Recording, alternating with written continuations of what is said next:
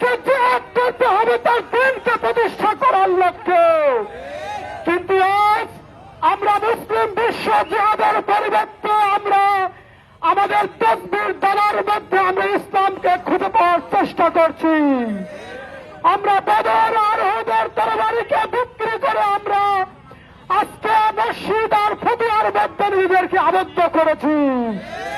আমি মুসলিম মিল্লাতকে বলতে চাই, হে আমার মুসলিম জাতি, তোমাদেরকে যদি আমার সেই হারানো গৌরব ফিরে পেতে হয় তাহলে তোমাদেরকে আবার সেই জিহাদের সংকল্পবদ্ধভাবে লিপ্ত হতে হবে। তোমাদেরকে বদর আর উহুদের তরবারি হাতে তুলে নিতে হবে।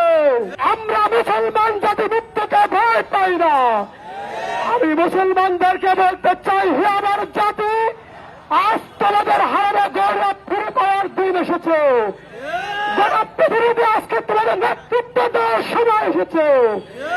তাই তোমাদেরকে উদ্দেশ্য করে বলতে চাই, তোমরা তোমাদের সেই হারানো গৌরবকে ফিরে পাওয়ার জন্য ওমরের মতো ব্যক্তিত্ব হিসেবে গড়ে রাখো।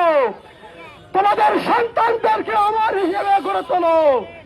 তবেই তোমাদের এই জাতি আবার সেই পুরনো ইতিহাস ফিরে পাবে, আবার সেই গোটা পৃথিবী শাসন করার সেই সুযোগ লাভ করবে।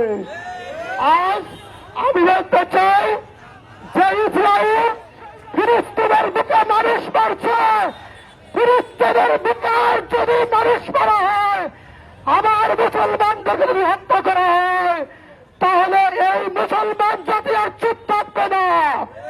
সুতরাং স্টপ জেনোসাইড, প্যালেস্টাইন, ইনশাআল্লাহ প্যালেস্টাইন